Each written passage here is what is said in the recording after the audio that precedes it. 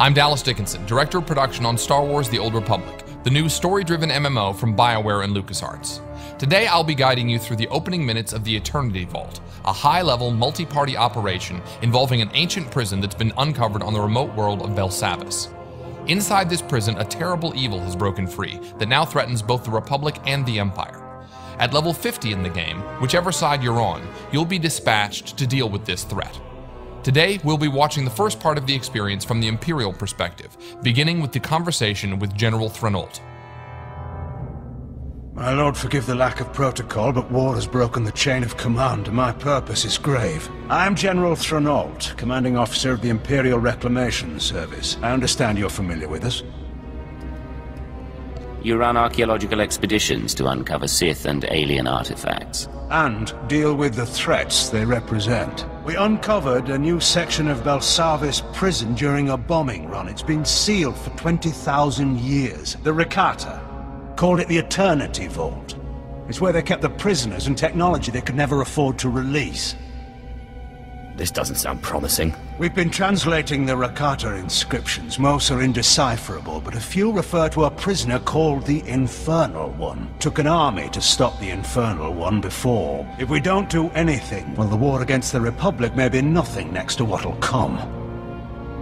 The weapons in that vault could give us an advantage over the Republic. That will be up to you. General Threnault has briefed our group on the situation, and our heroes know what they have to do.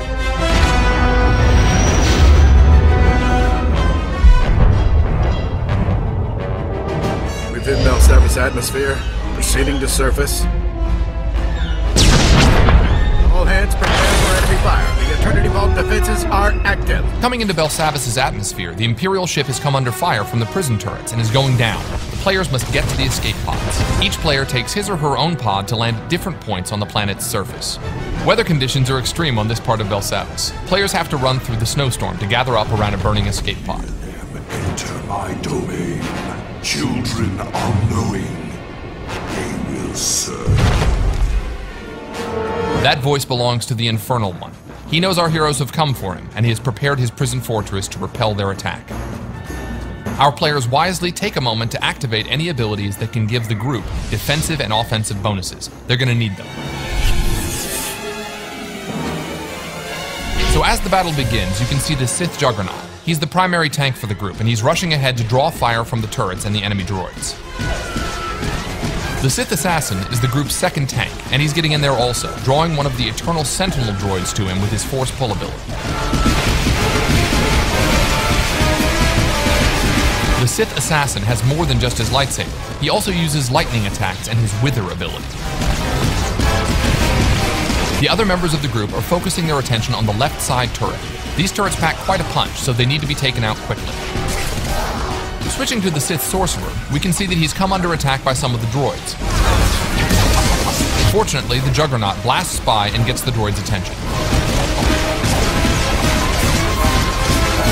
The Sorcerer gets some healing now from the Agent, who is one of the medics for the group. And now the Sorcerer can fire off some shock blasts and a lightning attack at the turret. The turret has focused its sights on the Mercenary. That white ray means a powerful area of effect attack is coming, so it's good the Mercenary is off to the side. The Mercenary fires off a few Heatseeker missiles, and you can see on the bar that the group is burning down the turret's strength.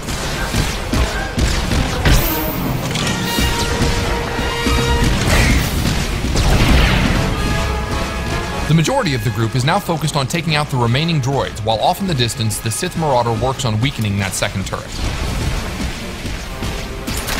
Here we see the Power Tech use his retractable blade on one of the droids, but even as one falls, more are coming in.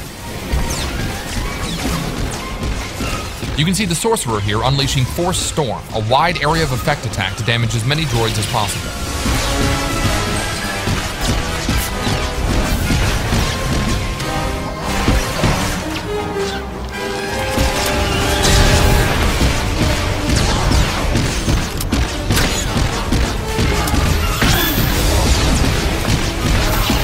Alright, the last of the droids is down. Now they've just got to deal with that second turret.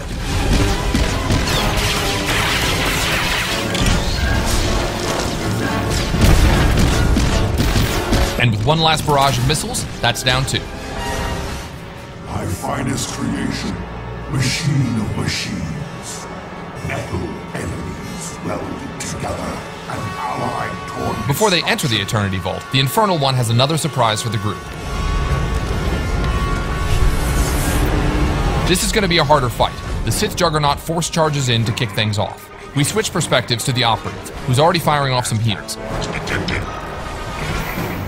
Note that he's got larger icons to show group members' health, front and center. A nice UI option for medics. So far, so good. The Juggernaut and Assassin are keeping the droid's attention while the others lay down damage from range. The Annihilation droid has laid down a sweep there to blast back the group members who were standing too close. Now here's where it gets complicated. When the droid starts firing off those swarms of missiles, that's deadly. Fortunately, the group knows this, and you can see them taking cover behind the destroyed turret. So most of the group is hiding, but the Juggernaut and Assassin are actually able to withstand this kind of firepower, so they're just charging right back in.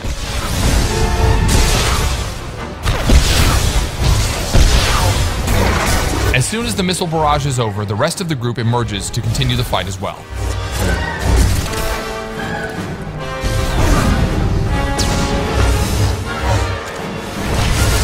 We switch to the Sith Sorcerer, who keeps his distance and keeps a steady flow of lightning streaming out to weaken the droid.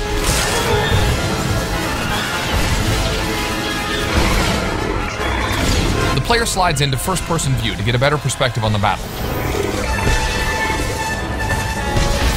Oh, looks like the Sorcerer got a little too close and got knocked back by that sweeping arm.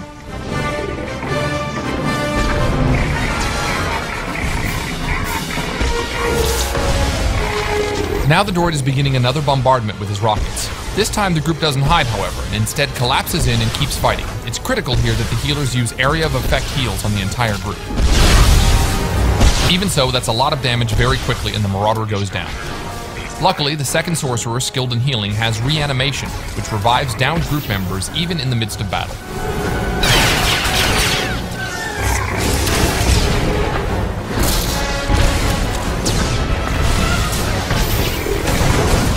The red targeting reticle over our Sorcerer indicates that he's been targeted for a heavy missile attack. This attack will slam not only him, but